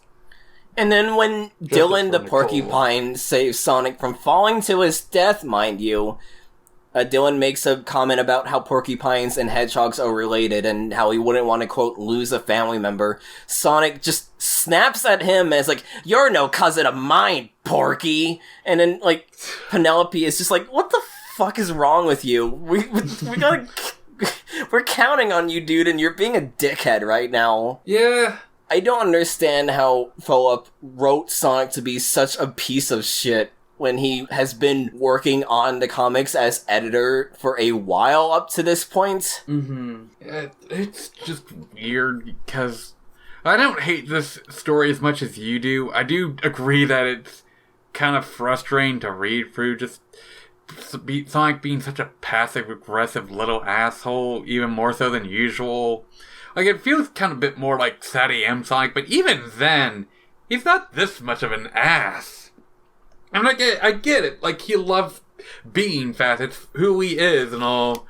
But still, there's never really a moment he apologizes for his attitude, really. He sort of, passively says it, I guess once or twice. But, there's no real apology for having, such a short temper with everyone. Mm. So it's just weird. There's a panel we get after the Junior Neo, whatever we want to call it, the Glup Shido 4, after they save Sonic, we get them along with Old Sleuth, Doggy Dog, Sir Kicks-a-Lot, and their other spy network. Yeah, their other spy network member, Fly Freddy. Or rather, Fly Freddy. I just realized. The spy network from issue 27. I don't even remember that part. It's the one where Sonic gets amnesia. Because they're the 2 people writing down a coded message for Sonic. Oh, wait, that's what it means. Yeah, I think, like I said, I think my mind just, blanked that part out. I told you before, when I saw that opening page, I generally was just so caught off guard by their appearances, I wasn't even realizing what they are actually doing. Honestly, it's also Fly Freddy is basically also like Sleuth and Kicks, where he's just a humanoid body with a red fly's head and this weird sci-fi armor. And we only see him for a panel or 2 before he vanishes from the rest of the story. And I do not know if we'll ever see Fly Freddy again. So. Yeah, I hated this issue so much. Fair. The sonograms were neat, though. Ken Bluma from Zion, Illinois, ended up talking about an Infinite Lives cheat in Sonic 3. I thought that was cute. And one thing I also forgot to mention, a previous Sonogram, they were announcing a game for the Sega Saturn titled Virtua Sonic. And I was like, what the hell is that? But we do get the answer for that in this issue, in which it is called Sonic 3D, and instead will be out for the Sega Genesis, which, yes, that does mean Sonic 3D Blast was coming out around this point. Oh, yeah, that would be around when that would be out around when the Sega Saturn would be. Yeah. And we do get confirmation that, of course, we're gonna get a Sonic 3D Blast adaptation at some point. Hooray. Sonic 3D Blast is one of the most average classic Sonic games to me. It's been years since I last played, but I never felt that strongly about it either way outside of the music being pretty damn good. Fair enough. We also learned that Sally is 14, Rotor's 15, and for the millionth time we've been told that Antoine is 18, which, that's still weird to me. That does make it a little weird, like the age gap between him and Sally, it's a little weird. Yeah. At least they don't really do much of any sort of teasing of them being a couple compared to the show. Mm-hmm. But that then takes us to issue 39, Rage Against the Machine. Sonic is before the Council of Nonhole, proposing that he roboticize himself and use his robot form to trash Robotnik and Robotropolis. Despite even mentioning the Neuroriders as an option, Rotor shuts him down by mentioning the incident from issue 29 with Sally. Sonic storms out frustrated and heads to the gym and is immediately knocked out by Knack the Weasel. Knack gives Sonic to Robotnik, who boasts that this time he's finally gonna take Sonic straight to the roboticizer without gloating or giving any speeches or announcing his plan or anything like that. Knack balks at the idea, having not received his payment yet, to which Robotnik enlarges crab meat to giant size and has him throw Knack out the window, saying his payment is that he gets to leave alive. No respect. Robotnik does in fact throw Sonic into the roboticizer this time. No neuro overriders, no switching with robot doppelgangers, no cutting the power at the last minute. Sonic is actually roboticized and is dubbed the one true Mecha Sonic. He's thrown out against the Freedom Fighters and a fight ensues. Particular focus is given in a section to Sonic fighting against Bunny, who pushes on past her injuries against Sonic to keep on fighting. Unfortunately, reciting the Confederate rhetoric, the South shall rise again, because Michael Gallagher really likes making references and probably didn't think that one through. But we'll just keep on going. Damn it, Bunny, no! The two clash and Sonic is unfortunately left the victor. Knuckles tags in and begins fighting against Sonic, but is unable to defeat him, and Sally calls in Operation Last Resort. We move in immediately to the Mecha Madness Issue 1. Operation Last Resort is unveiled to be the Freedom Fighters using the roboticizer all the way back from issue 3 to roboticize Knuckles, with his consent this time, and using the Neuro Overriders to keep him in check as he, in his new Mecha Knuckles form, will face off against Sonic. The two mechas trade blows, with Sonic seeming to begin hesitating before being chided by Robotnik to continue obeying his orders. Sonic knocks Knuckles towards a nuclear power plant in Robotropolis, to which Knuckles quickly reacts by magnetizing himself and pulling Sonic aside as they blow up an entire goddamn nuclear plant, complete with title card overlaid atop an actual mushroom cloud. Okay, look, we need to just talk about how fucking insane that is. That is pretty damn We went from bullshit episodic fluff to mixed bag plotlines that barely felt like they were going anywhere to whatever was going on in the Knuckles plotline, if we even covered it at this point in the recap. You can tell I wrote this in advance. To roboticize Sonic and roboticize Knuckles fighting so hard that they literally cause a goddamn nuclear detonation in Robotropolis. That's fucking awesome. Anyway, Robotropolis is completely destroyed by a nuke, with Robotnik having survived by retreating to his fallout shelter. Mecha Sonic has barely survived, but so has Mecha Knuckles. It's revealed that, because Robotnik at some point started cheaping out and using inferior foreign parts, thanks Gallagher, Knuckles ended up sustaining less damage and was able to give Robotnik a well-deserved headbutt before heading back to Knothole Village. Knuckles is able to get de-roboticized, but it's revealed that the roboticizer they have can only de-roboticize on people that have been roboticized by the machine. However, despite that, it's revealed that the billionth ring from the previous issue actually gave Sonic a protective aura, allowing him to maintain his personality even despite the lack of a neuro overrider. Unfortunately, Knothole Village has been destroyed, meaning Rotor's lab is gone. Nicole, on the other hand, has an idea. She, allow me to remind you that she's a PDA, leaps out of Rotor's hands and plays a sad violin, saying that machines are always getting a bad rap around here, and pleads for Sally to let her try and de-roboticize Sonic herself. That part. Against all odds, she is successful, and Sonic is completely de-roboticized. Sonic immediately picks a fight with Knuckles because that's just what the two are known for, I guess, and Knuckles promptly storms off. Yeah. The comic ends with Sonic being arrested and court-martialed for treason, as everyone believes him to have roboticized himself willingly. I think we'll talk about the other stories in a little bit, but I'm kind of mixed on the whole Mecha Madness thing, honestly. Damn! I'm not going to say that it doesn't have some cool moments. Like, the fight itself is one of the better ones we've had so far, I'd say. And I fucking love the mecha design for these two, especially Mecha Sonic. It is just... It's one of my favorite designs from the comics thus far, I'd say. It's really good, yeah. Something that did kind of crack me up, I feel like if you've been in the Sonic fandom for long enough, you might remember that old Sonic character creator, dear listeners. And, like, one of the panels we have of Mecha Sonic when he's first unveiled, just the way that he's standing and, like, the shine on the top of his head reminds me so much of that character creator. Like, I would not be surprised if that was, like, traced over or at least, like, inspired by that shot of Mecha Sonic. Like, I was gonna say, yeah, it probably is. Thank you. But I'm not the only one thinking of that. But yeah, I fucking love this design so much, and one of those things I want this to be a real thing. Like, I know we got Mecha Sonic and Sonic 3 and Knuckles, and he's awesome too, but God, this design goes hard. I love it. And Mecha Knuckles is pretty damn cool looking too. And I do like the fights. We get some good fight sequences since Spazionte's on the art this time, and it's not a chaotic mess like the CD adaptation was. But it's...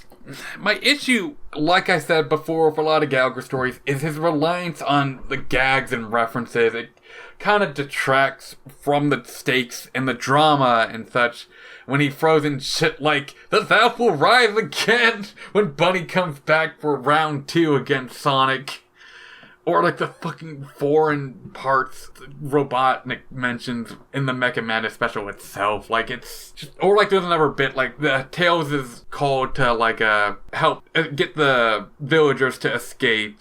And they bring up the thing again with him, like, oh, I'm not a kid anymore. They're taking me seriously now. And then immediately it follows up with Sally treating him like a babe. Like, fuck off. I thought that was funny. Funny. Go fuck yourself. This is Mecha Cammy versus Mecha Vespa right here. Go fuck yourself. It was funny. Damn. I'm sorry. It's alright. I won't disagree though. Like, there was some cool stuff here. And also, I think I forgot to mention, like, when we were talking about the earlier Sonic and Knuckles stories, I find this just really interesting, seeing this era of Sonic when Knuckles was the rival for Sonic, because it's so easy to forget nowadays with how Knuckles has been handled, where it just feels like from Heroes onward, maybe even Adventure 2, they kind of just ditch the rivalry and any sort of, like, bad blood between the two, and he just kind of becomes Sonic's third friend who pals around with him because he's one of the most recognizable characters, and he's like pretty good. He was pretty good friends with him at the end of 3 and K, so now they're best bros, and he's always like ditching his job to hang out with Sonic for whatever reason. Like, it's interesting going back to this era when there was like this supposed rivalry, because like, it's not really like the game pushed it that much after 3 and K. Like, he comes back in Triple Trouble to fight Sonic, and you do fight, like, they have like a special song for Sonic versus Knuckles and Sonic the Fighter, so it was there, but not to the extent that the comic pushes it. Even Underground has Sonic and Knuckles fighting, if you want to call that sequence that everyone probably has seen at this point a fight. But it's cool to see, even if I don't really like how the rivalry is handled in this, with Sonic just starting shit with Knuckles just cuz at times. It is kind of cool to see this era when Knuckles was still, like, the friendly rival aside. But you didn't say, we forgot to mention it when we were talking about the miniseries, they even call it Sonic's friendly nemesis, Knuckles. Oh, right. And at the start of it, they have, like, this thing where Sonic himself, begrudgingly introduces the Knuckles miniseries. Yeah, it's just neat to see. Yeah, I honestly thought, as someone who, like you, is not really fond of Gallagher's writing, I honestly thought Gallagher redeemed himself here. Yeah. I honestly think that he did a lot of interesting stuff with the story, and, I literally complained in multiple episodes now when Robotnik literally just has Endgame, but decides to just boast or gloat, and then it blows up in his face again. So the fact that they'd actually decided, what if that actually happened, that he just put Sonic in a roboticizer, and that was it? I thought, holy shit, that's amazing. I'm just so glad this is actually a thing. Yeah. And I just want to make note of one of the one of the notes I put in, because I cannot for the life of me remember why I put it in here. At one point I just typed, ants, let me sniff your fingies. I don't understand why I put that in here. Is that the face, like, that face where Knuckles and Sally are reminiscing? No, it was at the very start. I can tell, like, chronologically, this was, like, at the very start of the special. It's from page 3. Okay, I see what you mean. In which Bunny is just looking very close at Antoine's fingers, and I was like, oh my god, she's sniffing her finger, sniffing his fingers. Well, I guess I'll just notice on, in the third page, we see, an advertisement for that Sega Saturn classic, Bug! Damn. Moving on. But then there's 2 other specials here. Don't let the island hit you on the way down. The Chaotix crew are fighting Predator Hawk, Sergeant Simeon the Gorilla, Lightning Lynx the Wolverine knockoff, and Flying Flog. And I'm gonna be honest, I don't care about the story at all. I didn't even read it when I was going through the initial batch reading. They're seemingly defeated by the fearsome foursome before turning the tide on them, before getting once again knocked out by someone working in the shadows. This time, however, he reveals himself immediately to be Mammoth Mogul, the self-proclaimed former ruler of Mobius. He describes his history to the Chaotix, being from the caveman period, but achieving power and immortality through the Chaos Emeralds. He plans on taking the Chaos Emerald from Angel Island so that he can take down Robotnik and reclaim his rightful position as king. The Chaotix crew, sick of his shit, clock him in the face, and he leaves in his jet. Now it's time for me to turn to be the contrarian and say, I actually kind of like this story. Like, I don't love it, but I actually kind of like it. Like, it's another kind of setup story once again, like, just like with the Knuckles story beforehand. Like, it's clearly setting up more stuff with, just like with the Knuckles mini-series beforehand and the stories that led up to that with Archimedes and Knuckles' father watching over them. This is clearly setting up, like, what the next Knuckles story is going to be that Pendering is going to tell, and it is, like, kind of clear that it's, like, I guess, arc bait, I guess? I don't know what you'd call this. I do kind of like this. Like, the fearsome foursome are kind of neat. Like, I don't know how I feel about them just yet. Like, I do like the concept, and I love, like, one of the things that I like about this is we're getting more villains that aren't just Eggman or associated with him. It's something I kind of wish we could get more of in the games themselves. Like, I get why we don't, because Eggman's the top boss. He's what everyone, like, recognizes when it comes to Sonic villains, of course, and he's fantastic. One of my favorite villains ever, really.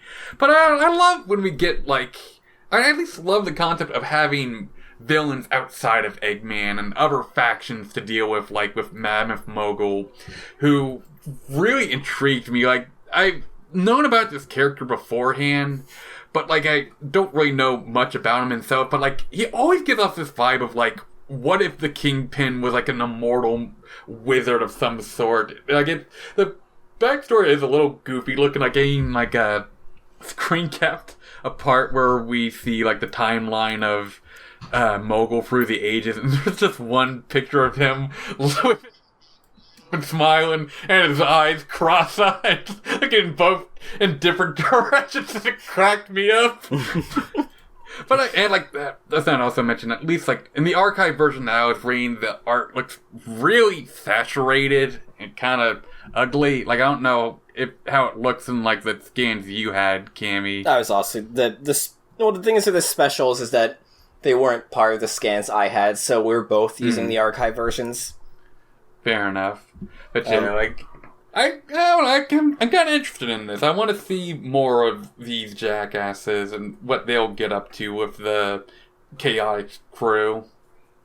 I don't know. I just, like, I saw the fearsome foursome at the start, and I was, like, immediately turned my brain off, and I was like, I don't care about this. You just gave me one of my favorite stories of all time thus far, and then give me more Youngblood syndrome, as I described it, of introducing more factions. Like, I guess I can get that. Yeah, it's interesting having more villains other than Robotnik. I mean, I really liked Enerjack, for instance, but I just checked out emotionally. And speaking of checking out and not paying attention to the story, Eel of Fortune. The 40 one I can agree with you with. The 40 Fathoms Freedom Fighters get a story, so I guess we have to name them all now. We have Ray the Manta Ray. I think they were named before, but now we gotta talk about them. It's more we have to. Yeah. Ray the Manta Ray, Bivalve the Clam, Bottlenose the Dolphin, PB Jellyfish the Jellyfish, and Fluke the Whale. PB Jellyfish stumbles into the Octobot from before, but learns he's not interested in being evil anymore, having fled from yet another shadowy figure, trademark. This time, it's Eel Capone, the mob boss of the underwater underworld. PB tries to fight him, but is quickly assaulted by Capone's hired muscle.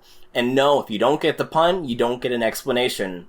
Sometime later, PB wakes up and the PIA, Plankton Intelligence Agency, catches up the rest of the 4F on the story. It's also revealed that Fluke is migrating and thus not in the story, so I could have probably just skipped their name. Yet another shadowy figure, because we keep having shadowy figures in this batch, reveals themselves to this group, but this time it's someone who believes they'll stop the villain this time. That figure is quickly able to dispatch a Capone using the marine martial arts as a Finja warrior, and is quickly revealed to be Bottlenose dressed in ninja garb. The comic ends with the 4F immortalizing Bottlenoses triumph in song by going through the coral reef as they sing their version of That's Amore. I hate this. I wish we were reading Alan Cow if this is what we have to have in terms instead of actual story. Yeah, this is clearly just some filler shit. Like, even more than ever before. This was clear. I do not know why this was a thing. Like, maybe there were some kids that liked these characters back then, but again, this feels like some Boomerang, like, Hanna-Barbera crap, really. It was absolutely awful. Like, I feel like I was a little harsh on Gallagher with the Mecha Madness thing. Like, I don't like his sense of humor, but I agree that, like, he can do a good job with telling a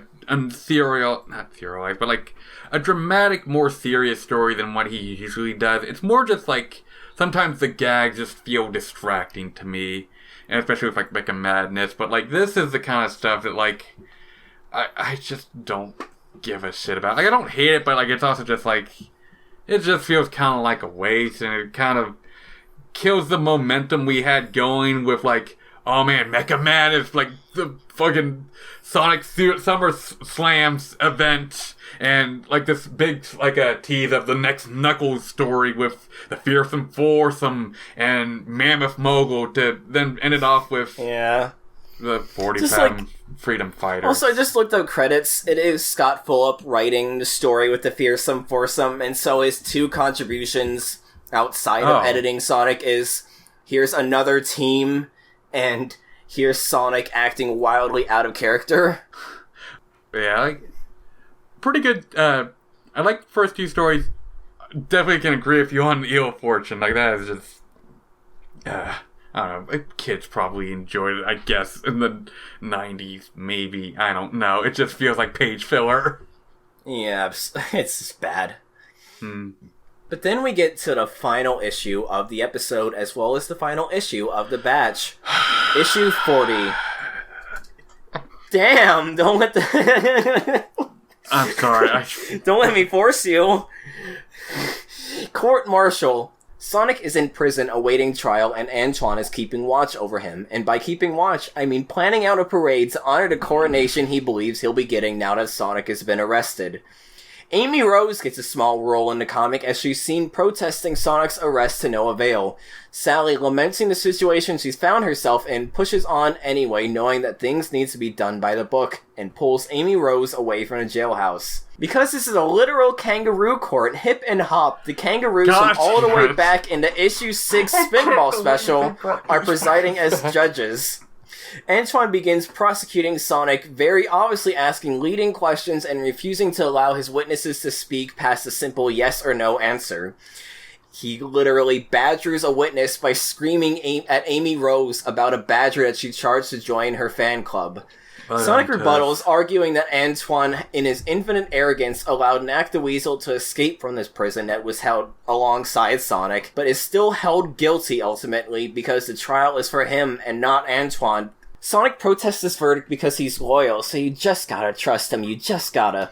And Sally reluctantly gives him 24 hours to prove himself, slapping on a tracker device made by Rotor. Sonic makes his way to the Robo-Hobo jungle, and to continue Gallagher's recent trend of far-flung callbacks, it is revealed that the jungle is a junkyard of old and abandoned badniks, such as Caterkiller from miniseries Zero, Batbrain and Motobug from issue 18, among other Gallagher-era badniks who fell by the wayside this batch of issues.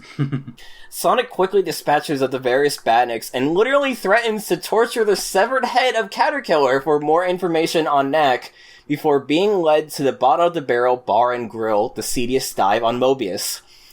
The bouncer is a massive gorilla, and Sonic uses his figure 8 super peel-out, as seen in issue 25, Triple Trouble issue 1, and most recently Super Sonic vs. Hyper Knuckles issue 1, to burst his way in and interrogate Knack, much like how he did to defeat Metal Sonic in issue 25.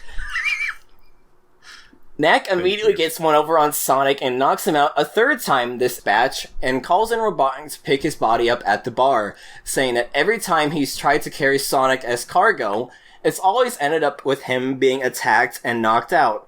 And this time it's no different because Sonic managed to stow away in Knack's backpack, or perhaps it's Knack's knapsack, in which he keeps his knickknacks. In any case, Sonic hits back with a paddywhack and renders Knack out cold. Pop goes the weasel and all that. Good lord, you turned into Gallagher. He's rubbing off on you. Sending the Sky Pilot towards Robotropolis, nuking the city once more, as it was established earlier that Robotnik had rebuilt the power plant post-Mecha Madness. Sonic returns to Knothole and turns in Knack, clearing his name, and the comic ends with a joke about how egotistical Antoine is. Okay, I just wanted to say, like, I love the fact that back to back this time, in the last few issues, we've seen Robotropolis get absolutely, well, not back to back, because 38, like, several times now, we've seen Robotropolis get absolutely destroyed. First it was 37 with the earthquake, then it was the Mecha Madness with Knuckles nuking the place, and now Sonic's nuked it a third time. There's gonna be nothing left to return Robotropolis but a crater by the end of this. Yeah. As for the story itself, again, it's between Gallagher's writing and Knack's return to the art. It feels like something straight out of the early issue, but not in a fun way. For the most part, to me, I will say there are some bits I do like. I do like the Robo-Hobo jungle bit, and I do like Sonic's confrontation with Knack, where he gets to pull one over on him again. Yeah, the Knack attack. Yeah. I think the thing that just kind of annoys me about the story is just how Antoine is handled. Like, after just how obnoxious he was in Sad AM, I was warming back up to comic Antoine, especially after the Sonic brainwashing story where he's the one that leads the Neo Freedom Fighters to stop Sonic.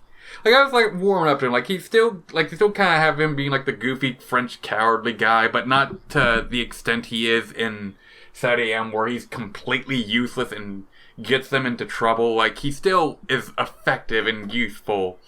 But then this comic just has him be, like, an absolute egotistical jackass, and it just annoyed me. Yeah, he's so fucking annoying in this story.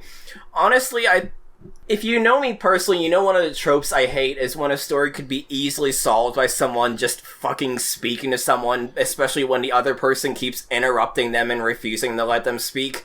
But I honestly didn't mind this story. Like, yeah, it's a bit stupid, and, like, Antoine is just so irritating, and, like, yeah, Sonic could have just said that, like, he, in fact, was hit by Knack, but, like, whatever. I thought it was a neat story. I actually kind of enjoyed it, even if it wasn't my favorite. I don't mind the conceit of this, like, Sonic being framed. It's more just how much of, like, the turn that Antoine takes in this issue, and hopefully only this issue, where it just feels jarring to see him be so eager to get Sonic thrown into... Sonic gets a book thrown at him where he has a literal kangaroo court against him and makes Samuel certain that, like, he will get screwed over so he can get all the glory. Like, it's just like a jarring shift that bugged me about this, but it's not, I know I was making a big deal about it at the start of the story, but, like, I don't hate this issue. I just don't really like it that much. And I will at least say, like, I don't know for certain if this is, but, like, I kind of felt like the whole Hobo Jungle bit was kind of like a send-off to the Badniks, because I doubt we'll be seeing them that much after this point. Yeah, and that makes me really sad, because, like, I get it with all the other Badniks, but, man... Crabmeat, my beloved. Yeah. I really hope they keep him, but I'm sure they won't, honestly. Yeah, it'll probably, like, show up a few more times in the next couple issues, hopefully, but I'm assuming, like, this is probably gonna be the last we'll see of the old Badniks, unfortunately. Yeah. In my infinite display of good luck with always finding a beauty at the end of the Sonograms every batch of issues, well, we get a poem written by Christopher Selle, age 11, Inman, South Carolina, and I'll read that to end off this section as we move to the opinion zone. But before that, we do get an announcement of a new section in the Sonograms, one that absolutely terrifies me and fills me with hope. Notes from the Net, showcasing letters from the internet every other month. And so we got a letter, again, it's just a normal, like, praising a story, maybe asking a few questions. But it is from Thad X Boyd. Generally praises the story, praises Spazionte's art. Does say that Gallagher should keep the puns down to every other page instead of every other panel. And my favorite part of it actually links to a friend's website as well as his own website. Now, unfortunately, his own website is gone, but the friend's website is on archive. Double unfortunately, we will not be covering it for a bonus episode because it is an incomplete archive and thus not much to go for. But I will show what it looks like because it is, of course, one of the most 90s websites ever. This. Oh, shit. It is absolutely beautiful. Like, full-on GeoCities aesthetic, tiled background, yellow text with no underneath background to it. It's beautiful, and I really hope that other Tales from the Net stories also reveal websites that we can just crawl and appreciate the history of. Fingers crossed. Oh, that is really cool. And so I'll leave you with the poem written by Christopher Selle. Sonic's my fave because he's so brave. He'll never lose with those red shoes. Though he may get sick fighting Dr. Robotnik, he never wails, because he's got a pal named Tails. No one will exceed against Sonic's speed, and he's the best because he shreds the rest.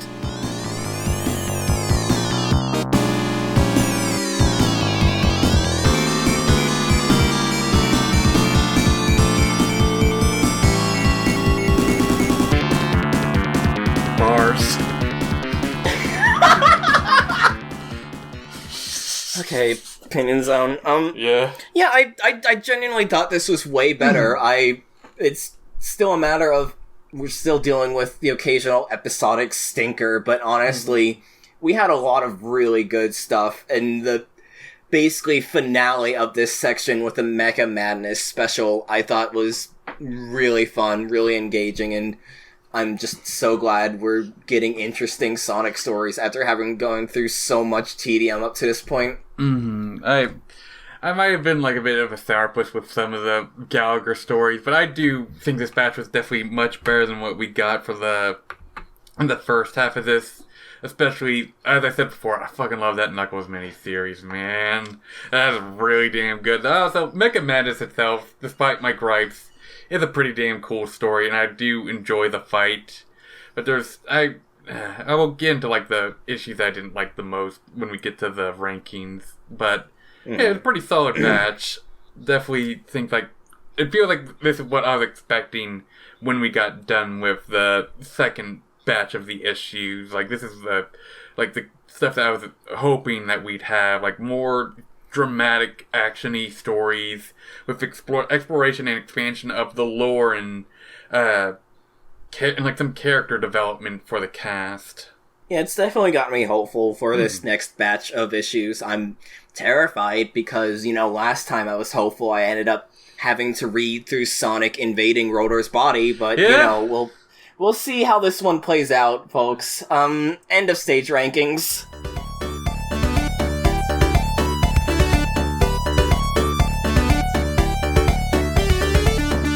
Okay, you go first. So, my A rank for this stage, as it were, would definitely have to be issue 39. Like, the fact that they actually had the balls to have Robotnik go, no, I'm just gonna roboticize Sonic, no bullshit this time. I thought that was so good. And the only thing stopping me from just putting Mecha Madness itself on here is, again, the two stories I just did not care for, and of course I have to evaluate an issue as a whole, and so I just didn't care for the other two stories. My E rank would be, without a doubt, issue 38. Fair. It's just, I really hate how Sonic is written. I really do not care for the art. It was just a very annoying read, and the most fun from it was just laughing at how nightmarish the art was for it.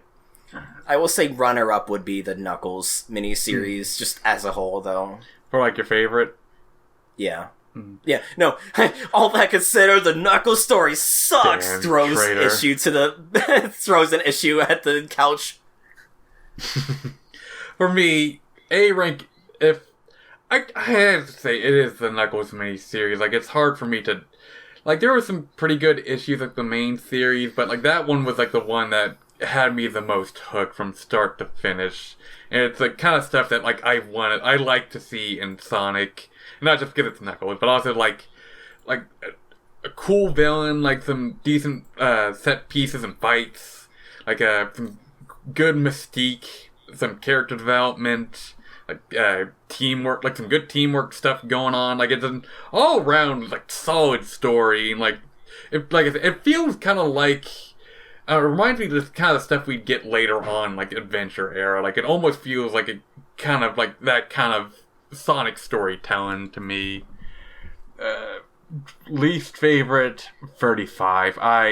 Again, putting aside the racist ass ancient walkers, I do not like this story. It feels like a clunky lore dump from both the Ring of Truth, Millionth Ring story, and the Knuckles backstory story with Dimitri and Edmund. As much as I do like Enerjack and his appearances so far, and I think his backstory is interesting, it's such a wordy story that just felt a little too exposition heavy for me, that like I was kind of lost in like the weirdness of like what was happening and the just goofiness of like the Knuckleses echidnas were just kind of felt a bit distracting. And with the Ring of Truth, like all the spirit vision nonsense and the ring lore stuff just annoyed me. I didn't enjoy it.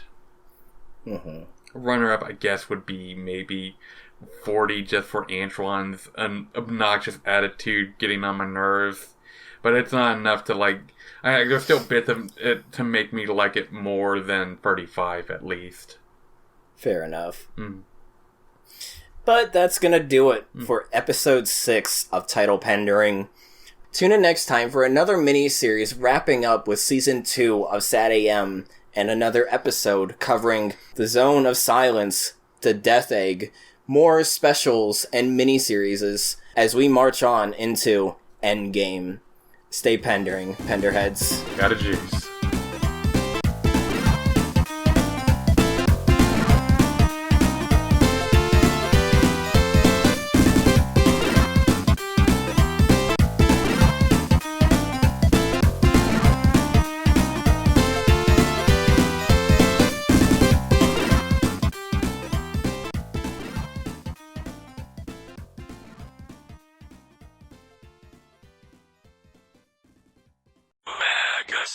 Madhouse.